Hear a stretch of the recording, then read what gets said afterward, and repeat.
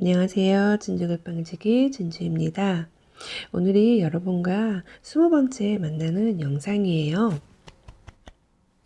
2월 3일에 진주글빵 첫 문을 열고 벌써 4개월 차가 되어가고 있는데요. 그동안 진주글빵을 방문해 주시고 또한 함께 이야기를 나누고 했던 수많은 방문자들 그리고 구독자님들께 감사의 인사를 꼭 전하고 싶습니다. 앞으로도 진주글빵 안에서 여러분을 만나고 싶어요. 기념으로 배너 이미지도 바꿔봤는데 한번 보셨나요? 그림책으로 그동안 여러분과 인사를 나눴는데 앞으로는 책도 함께 나눌 거예요. 저는 인생을 살면서 만나게 되는 수많은 물음표에 대한 답을 책과 그림책을 통해서 얻어가고 있답니다. 그 느낌표를 진주글빵을 통해서 여러분과 함께 나누고 또 전하기도 하고요. 특히 책에서 제 이야기를 많이 만나고 있기에 그 책들을 여러분과 함께 나누고 싶은 마음에 오늘은 20번째 영상 특별히 책으로 한번 준비해 보았답니다. 요즘 제가 진행하는 그림책 모임에서 엄마와 아이를 위한 감정 단어장 글쓰기를 하고 있어요. 글쓰기를 준비하면서 관련된 여러 책을 보고 이 책은 꼭 여러분과 함께 나누고 또 소개를 해드리고 싶어서 들고 나왔답니다. 어떤 책이냐면 제목을 보시니까 느낌이 딱 오시죠? 왜 아이 마음에 상처를 줬을까? 지금 아이를 키우고 있는 엄마라면 누구나 공감할 만한 아니면 조금 뜨끔할 만한 제목이에요. 책 제목과 조금 상반된 책 표지도 눈길이 가기도 하고요. 예쁜 토끼가 있죠? 여기 보시면 화내고 후회하는 세상 모든 엄마를 위한 감정 수업이라고 되어 있어요. 엄마로 살면서 단 한 번 화를 내보지 않는 엄마가 과연 있을까요? 아마 이 문구를 보는 대부분의 엄마들이 공감을 하고 또 이거 내 얘기일 것 같은데 라는 마음의 책을 집어들게 되는 제목이 아닌가 싶은데 엄마의 화에 대한 책은 굉장히 많답니다. 그만큼 엄마로 살아가는 일의 화는 우리의 남편보다 더 우리와 가장 가깝지 않나 싶어요. 왜 엄마로 살아가는 일이 화와 함께일까 생각해 보신 적 있나요? 저는 화보다 화내고 나서 자책하는 게 사실은 더 싫어요. 스스로 자괴감에 빠져들게 되잖아요. 그래서 화를 안 내기 위해서라기보다는 그 자괴감에 빠지지 않기 위해서 화를 덜 내려고 노력하는 것 같아요. 저의 경우에는요. 우리 엄마들 보통 보면 아이들 잠든 모습 바라보면서 어떤 생각 많이 하시나요? 대부분은 아이들 재우고 잠든 얼굴 보면서 미안한 마음 제일 많이 들잖아요. 특히 자기 전에 아이에게 화라도 냈다면 괜히 아이에게 죄인이 된 것 마냥 눈물도 짓기도 하고 죄책감에 늪에 빠져서 스스로 한없이 작아지는 순간 아이를 키우면서 많이 경험하셨죠? 저도 그래요. 특히 빨리 육퇴하고 엄마의 자유시간을 누려야 하는데 아이가 유독 잠들지 않고 말을 건네거나 뒤척이거나 하면 엄마 마음이 점점 요동치기 시작하죠. 더 참을까? 화를 낼까? 고민하게 되기도 하고요. 저는 좀 자주 그랬던 것 같아요. 아이들 재우느라 같이 누워있는 시간이 저는 그 시간이 너무 힘들더라고요. 자는 척하고 있어야 되잖아요. 그 시간이 이제 30분이 지나면 슬슬 제 마음이 발동이 걸리면서 참을까 말까 계속 고민하게 되면서 뭐 어쩔 때는 화를 내기도 하고 그런데 요즘엔 그래도 좀 참는 쪽에 더 가까운 것 같기는 해요. 결국은 빨리 재우고 자유를 누리고픈 육퇴를 빨리 하고 싶은 엄마의 욕구에 제가 못 이겨서 화를 내는 경우가 대부분이기 때문에 그냥 저는 조금 더 참아보는 걸로 마음을 먹고 요즘에 참고 있답니다. 혹시 오늘 아이가 잠이 안 들어서 화가 슬금슬금 올라온다면 한번 생각해 보세요. 아이를 위해서 내가 아이를 빨리 재우고 싶은 건지 아니면 엄마인 나를 위해서 아이가 빨리 잤으면 좋겠는 건지 그렇게 생각만 해도 조금은 더 참아질 여유가 생긴답니다. 여기 책에 보시면 나의 분노 목록에 대해 메모하는 부분이 나와요. 나는 뭐뭐 할 때 화가 난다. 이렇게. 저 같은 경우에는 아이들이 늦게 잠들면 화가 난다. 아이들이 할 일을 미루면 화가 난다. 아이들이 음식을 남기면 화가 난다. 아이들이 정리를 하지 않으면 화가 난다. 아이들이 좋지 않은 나쁜 말을 하면 화가 난다. 주로 화내는 이유는 이 정도인 것 같아요. 여러분도 한번 5가지 정도 적어보시고 한번 그 목록이 어떠한 건지 생각해 보시면 좋을 것 같아요. 막상 적고 나면 내가 이게 화낼 내용이었나? 내가 왜 이런 걸로 화를 냈지? 라고 생각하실지도 몰라요. 아이 입장에서 보면은 아이이기에 당연히 못할 수도 있고 또 아직 모르고 커가는 중이기에 아직 배우지 않아서 못한 이유도 분명 있을 거예요. 그리고 아마 엄마가 아이에게 화내는 이유 중 대부분은 엄마 입장에서 못마땅하거나 어른인 엄마 입장에서 아이가 못 믿었기 때문에 화를 내는 내용이 주로 많지 않을까 싶어요. 그리고 우리가 가장 중요한 건 화가 나는 상황에 대해서 화만 드러낼 뿐이지 보통 우리가 엄마가 왜 화가 났는지 그 상황에 대해서 어떻게 아이와 이제 그 상황을 대처할 건지에 대해서 제시를 하는 엄마가 흔치는 않은 것 같아요. 그냥 엄마는 그 순간의 감정을 쏟아내기에 바쁘죠. 그러면 아이는 엄마가 화만 냈다고만 기억하지 엄마가 화난 내용은 전혀 알 수가 없어요. 엄마 역시 그렇고요. 화나는 상황에 대해서 그냥 순간적으로 감정만 드러낼 뿐이지 그 상황을 분석하고 해결책을 모색하려고 하는 지혜는 엄마들이 조금 부족하지 않는가 싶어요. 그리고 왜 화가 나도 그냥 참아버리고 말잖아요.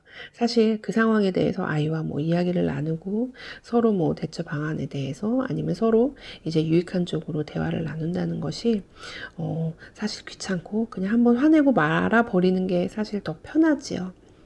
하지만 그렇게 돼버리면 엄마도 그렇고 아이도 그렇고 자꾸 무너지는 그 지점이 있을 거예요. 계속 그 포인트에서 화를 내게 되고 또 내일 또 화를 내게 되고 정작 그 화의 내용에 대한 배움을 전혀 엄마나 아이나 배울 수 없고 그냥 감정만 드러내고 끝내는 거죠. 그렇게 돼버리면 아이도 손해고 엄마도 손해예요. 그런 상황에서 어떻게 엄마가 대처를 하는지에 따라서 아이가 배울 수 있다면 이런 상황에서는 엄마가 이렇게 화를 냈을 때 또 엄마가 이렇게 뭐 얘기를 하거나 이 상황에 대해서 어떻게 해보자 라고 했을 때 나도 다른 사람이 혹시 나에게 화를 내거나 내가 화가 났을 때 이런 상황에서는 이렇게 반응해야 되는구나 라는 걸 엄마를 통해서 배울 수 있거든요. 엄마가 참 아이에게 알려줘야 될 게 많죠. 엄마 입장에서는 왜 일일이 알려줘야 되고 짚어줘야 되고 가르쳐줘야 되는지 사실 엄마가 알려줘야 되는 게 한두 가지가 아니잖아요.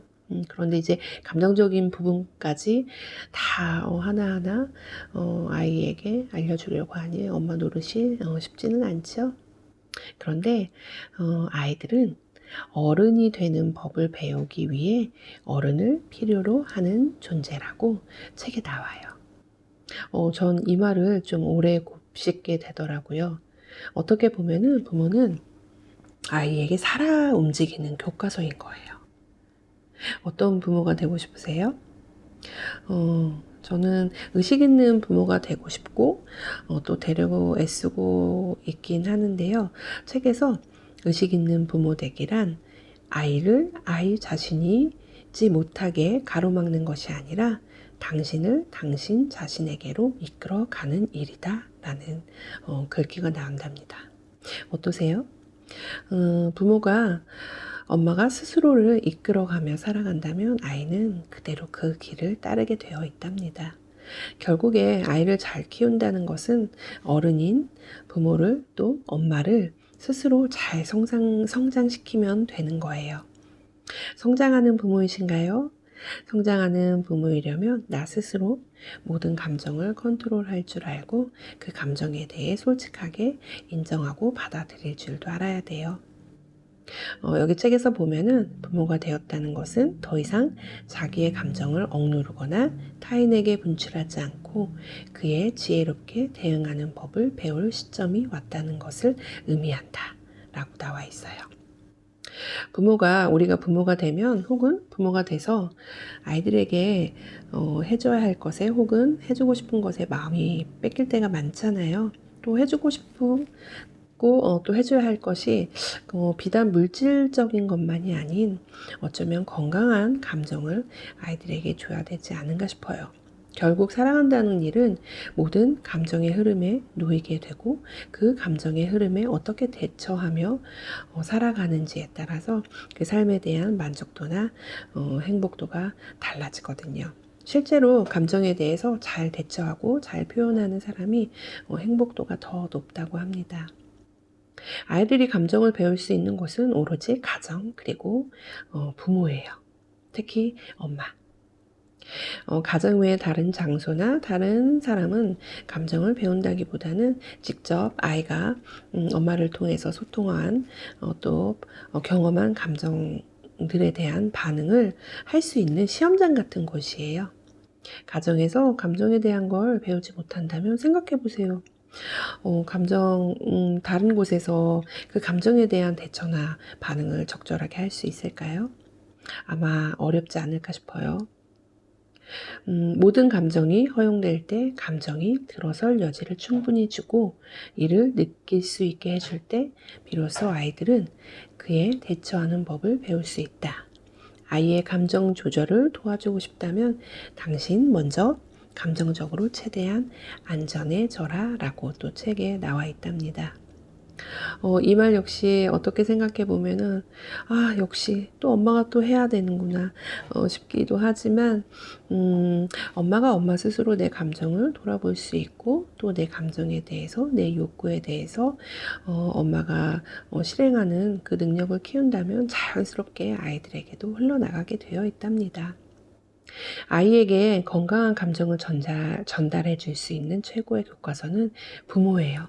또 그 부모가 감정적으로 안정되어 있을 때 아이도 역시 건강한 감정을 배울 수 있고 또 건강한 감정으로 반응하고 이제 살아갈 수 있다는 거 꼭 명심하셨으면 좋겠어요.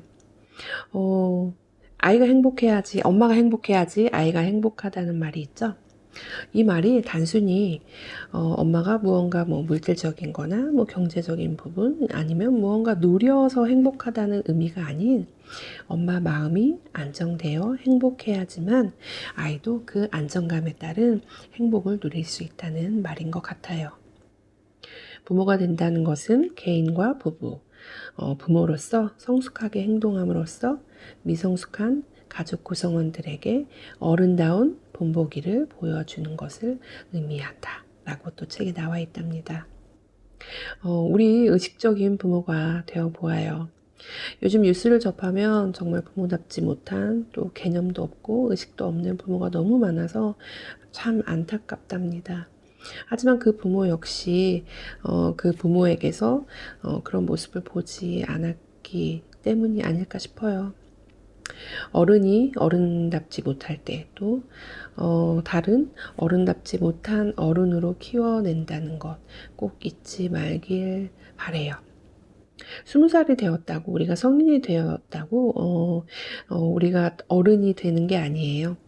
성인으로 이제 20살부터 시작해서 어른으로 잘 자라야 하는 거죠. 잘 자라기 위해서는 몸의 성장뿐 아니라 마음의 성장도 반드시 필요하고요. 부모가 되는 일도 그런 것 같아요. 아이를 낳는 순간 부모가 되지만 진짜 부모가 되는 길은 그 아이를 키우는 그 인고의 시간 동안 얼마나 많이 부모인 나 스스로를 잘 단련하고 잘 다스려 가는지에 따라서 진짜 부모로 태어나게 되는 것 같아요. 우리 같이 멋진 부모가 되었으면 좋겠습니다. 오늘 처음으로 책으로 여러분과 만나보았는데 어떠셨나요?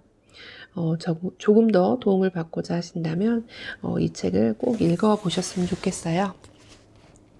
저는 개인적으로 뒷부분은 조금 지루하기도 했지만 전반적으로 사례를 통해서 이론을 풀어주시니까 쉽게 이해가 되고 또 적용하기에 또 좋았답니다. 책은 눈으로 보는 게 아닌 눈으로 보고 마음에 품고 그 마음이 내 삶에 나올 때 진짜 그 책의 진가가 발휘된답니다.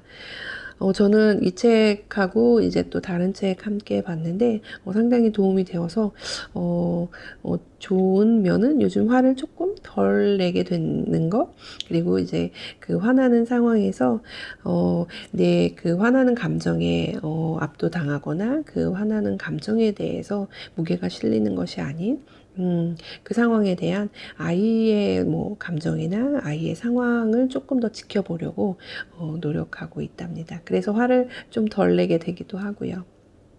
여러분도 꼭 이 책을 통해서 책의 진가를 맛보시고 아이를 키우는 일에 있어서 조금은 수월한 팁을 얻으셨으면 참 좋겠습니다. 오늘도 진주글빵 함께 해주셔서 감사하고 구독과 좋아요 아시죠? 오늘도 진주글빵은 여러분의 삶을 응원하고 또 여러분의 엄마의 삶, 부모의 삶을 또 응원하고 지지합니다. 오늘도 부모로서 잘 살아내셨습니다. 우리 그럼 다음에 또 만나요.